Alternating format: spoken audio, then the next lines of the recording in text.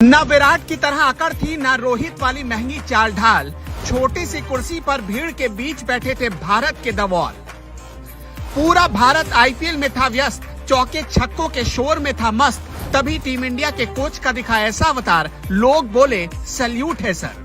क्या ये राहुल द्रविड़ सर हैं? अरे नहीं, राहुल सर हो ही नहीं सकते। इस कुर्सी पर बैठेंगे क्या वो? भीड़ में भारी कंफ्यूजन छाया था। हमारा दावा है कि आज के महंगे क्रिकेटर्स में दूर दूर तक इतनी सादगी नहीं होगी। वहाँ क्या हुआ होगा ये देखेंगे तो आप भी बोल उठेंगे द वॉल राहुल द्रविड़ सचमुच ग्रेट हैं।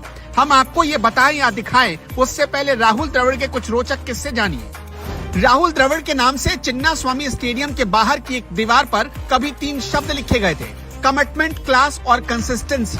ये तीनों शब्द आज विरले ही किसी प्लेयर के पास मिलेंगे। द्रविड़ ने सचिन की तरह कोई रिकॉर्ड्स का पहाड़ तो नहीं बनाया, लेकिन शांत रहकर जितना भी बनाया उसे तोड़ना आज के क्रिकेटर्स के बूते से दूर हो चला है। राहुल द्रविड़ के जन्म के बाद उनका परिवार इंदौर से बेंगलुरु शिफ्ट हो गया। इस स्टार क्रिकेटर के पिता बच्चों के लिए जैम बनाने वाली फैक्ट्री में काम करते थे, जिसकी वजह से बचपन में राहुल का नाम जैमी पड़ गया। टीम इंडिया के लिए जब पहली बार उनका सिलेक्शन हुआ, तब वो सेंट जोसेफ कॉलेज में बिजनेस एडमिनिस्ट्रेशन में MBA कर रहे थे। एक बार की बात है, एक महिला जर्नलिस्ट राहुल द्रविड़ का इंटरव्यू करने गई। इंटरव्यू खत्म होते ही वो महिला पत्रकार राहुल द्रविड़ को शादी के लिए मनाने की कोशिश करने लगी। द्रविड़ ने मुस्कुरा कर टाल दिया। द्रविड़ के क्रिकेट फैन की तबीयत खराब हो गई। उनका प्रशंसक बीमार था, अस्पताल में था, तो उसके दोस्तों ने द्रविड़ से संपर्क करने के सभी तरीके आजमाने शुरू किए। द्रविड़ तक खबर पहुंची तो अस्पताल में भर्ती उस फैन से लगभग 1 घंटे तक उन्होंने बातचीत की। बेंगलुरु यूनिवर्सिटी राहुल द्रविड़ को एक बार मानद डॉक्टरेट की उपाधि देना चाहता था, लेकिन राहुल द्रविड़ ने इसे लेने से मना कर दिया, क्योंकि उनका मानना था कि उन्होंने कुछ ऐसा नहीं किया कि उन्हें मानद उपाधि दी जाए। द्रविड़ की एक और खास बात है, जानते हैं क्या है? वो ऑटो, बस या लोकल लोगों के साथ बैठकर भी ट्रैवल कर लेते हैं। इसमें उन्हें कोई हिचकिचाहट नहीं होती। यही तो है द्रविड़ पावर। आप में से बहुत सारे लोग राहुल द्रविड़ को द वॉल कहते हैं, लेकिन कितने लोग जानते हैं कि द्रविड़ को यह नाम कैसे मिला? एक एड एजेंसी में काम करने वाले नीमा नामचू और नितिन बेरी ने राहुल द्रविड़ को द वॉल नाम दिया था। बात 1996-97 की है। नीमा नामचू और नितिन बेरी को टीम इंडिया के प्लेयर्स के साथ मिलकर रिबॉक के लिए एक एड बनाना था। एड में सभी प्लेयर्स को एक नाम देना था। नाम ऐसा होना चाहिए था जिसमें पंच हो और उस प्लेयर की प्लेइंग स्टाइल से मैच करता हो। इसी दौरान राहुल द्रविड़ को नाम मिला द वॉल।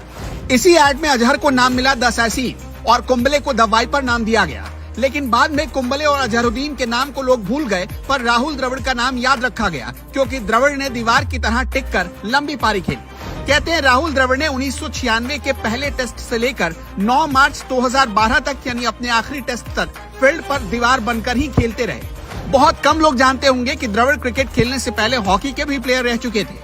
लेकिन आप सोच रहे होंगे कि हम आपको इतनी लंबी चौड़ी राहुल द्रविड़ की कहानियां क्यों बता रहे हैं। दरअसल कुछ घंटे पहले राहुल द्रविड़ का यही सादगी वाला अंदाज फिर से दुनिया के सामने आया है। सोशल मीडिया पर राहुल की कई तस्वीरें घूम रही हैं। उस तस्वीर में दिख रहा है कि किताब की दुकान के बीच राहुल द्रविड़ आराम से बैठे हुए हैं। लोग राहुल की इसी सादगी पर फिदा हैं और तारीफ कर रहे हैं। द्रविड़ इस वक्त भारतीय टीम के मुख्य कोच हैं। राहुल द्रविड़ की कुर्सी पर पहले बैठने वाले लोगों की ठाट बाट तो आपने जरूर देखी होगी, लेकिन यहाँ तो द्रविड़ बिना किसी प्रोटोकॉल के आराम से एक बुक शॉप पर बैठे हुए हैं। लोग उनके बगल से आ जा रहे हैं, कोई पहचान नहीं पा रहा, क्योंकि लोगों को यकीन ही नहीं हो रहा था कि राहुल द्रविड़ भी ऐसे बैठ सकते हैं। सोशल मीडिया पर ही पता चला कि राहुल द्रविड़ पूर्व प्लेयर गुणप्पा विश्वनाथ की नई किताब पर बातचीत करने के लिए बुक शॉप पहुंचे थे। GR विश्वनाथ की नई किताब आई है, जिसका नाम है रेस्ट एश्योर्ड, और इसी पर चर्चा के लिए राहुल द्रविड़ गए थे। द्रविड़ मास्क पहनकर आराम से टहल रहे थे, फिर चुपचाप पीछे जाकर बैठ गए। वहाँ मौजूद लोगों को भनक तक नहीं लगी। उन्हें पता ही नहीं चला कि वहाँ पर राहुल द्रविड़ बैठे हुए हैं। जैसे ही लोगों को पता चला, फिर तो ऑटोग्राफ लेने के लिए लाइन लग गई।